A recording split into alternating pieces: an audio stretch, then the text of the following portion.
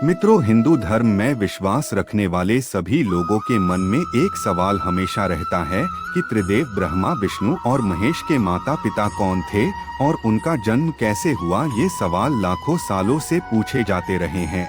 इस सवाल का जवाब अलग अलग धार्मिक कथाओं में अलग अलग मिलता है। ब्रह्मा, विष्णु और महेश के संबंध में हिंदू मानस पटल पर भ्रम की स्थिति है। वे उनको ही सर्वोत्तम और स्वयंभू मानते हैं, लेकिन क्या यह सच है? क्या ब्रह्मा, विष्णु और महेश का कोई पिता नहीं है? वेदों में लिखा है कि जो जन्मा या प्रकट है वह ईश्वर नहीं हो सकता। ईश्वर अजन्मा, अप्रकट और निराकार है। वास्तविक में त्रिदेव ब्रह्मा, विष्णु और महेश की कथा को भगवान शिव के भक्तों ने शिव को आधार बनाकर लिखा, तो भगवान विष्णु के भक्तों ने भगवान विष्णु को आधार बनाकर। ग्रंथों में ऐसा कहा जाता है कि एक बार जब भगवान महादेव से जब पूछा गया कि आपके पिता कौन हैं, वर्टिकल बार, तो भगवान महादेव ने जगत गुरु ब्रह्मा का नाम लिया, और जब पूछा गया कि ब्रह्मा के पिता कौन हैं, तो उन्होंने भगवान विष्णु का नाम लिया। और जब उनसे पूछा गया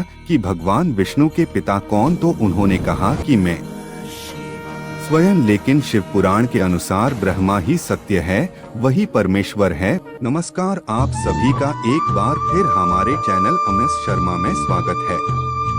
शंकर जी का जन्म जिस समय सृष्टि में अंधकार था, न जल न अग्नि और न वायु था, तब केवल तत्सद ब्रह्म ही थे, जिसे श्रुति में सत कहा गया है। सत अर्थात अविनाशी परमात्मा। उस परब्रह्म काल ने कुछ समय के बाद द्वितीय होने की इच्छा प्रकट की और उसके भीतर एक से अनेक होने का संकल्प उदित हुआ। तब उस परमात्मा ने अपनी लीला शक्ति से आकार की कल्पना की, जो मूर्ति रहित परम ब्रह्मा है। तलवार परम ब्रह्मा अर्थात एकाक्षर ब्रह्मा, और वह परम ब्रह्मा भगवान सदाशिव है।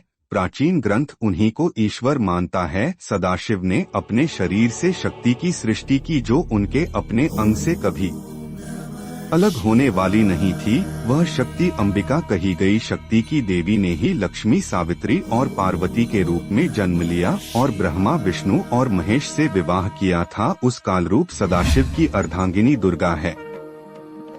काल रूपी सदाशिव ने शक्ति के साथ शिवलोक नामक क्षेत्र का निर्माण किया। उस उत्तम क्षेत्र को आज काशी के नाम से जाना जाता है, जिसे मोक्ष का स्थान भी कहा गया है। विष्णु जी का जन्म यहाँ काल रूपी ब्रह्मा, सदाशिव और दुर्गा पति और पत्नी के रूप में निवास करते हैं।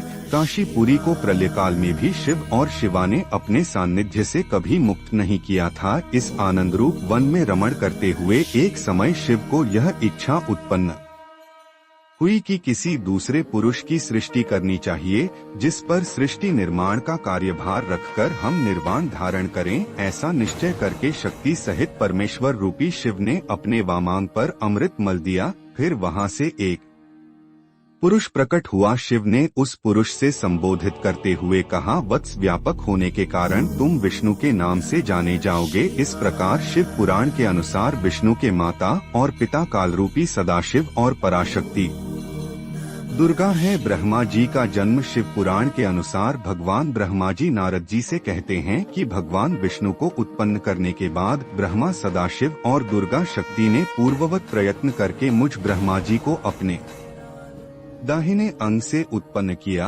और तुरंत ही मुझे भगवान विष्णु के नाभि कमल में डाल दिया। उस कमल से पुत्र के रूप में मुझ हिरण्यगर्भ का जन्म हुआ। ब्रह्मा आगे कहते हैं, मैंने उस कमल के सिवाय दूसरे किसी को जनक या पिता नहीं जाना। मैं कौन हूँ, कहाँ से आया हूँ, मेरा क्या कार्य है, मैं किसका पुत्र होकर उत्पन्न हुआ हूँ, किसने इस समय मेरा निर्माण किया है, इस संशय में पड़ा हूँ। इस प्रकार त्रिदेव ब्रह्मा, विष्णु और रुद्र इन देवताओं में गुण हैं और सदाशिव गुणातीत माने गए हैं। इससे यह सिद्ध हुआ कि ब्रह्मा, विष्णु और महेश के जन्मदाता कालरूपी सदाशिव और दुर्गा हैं।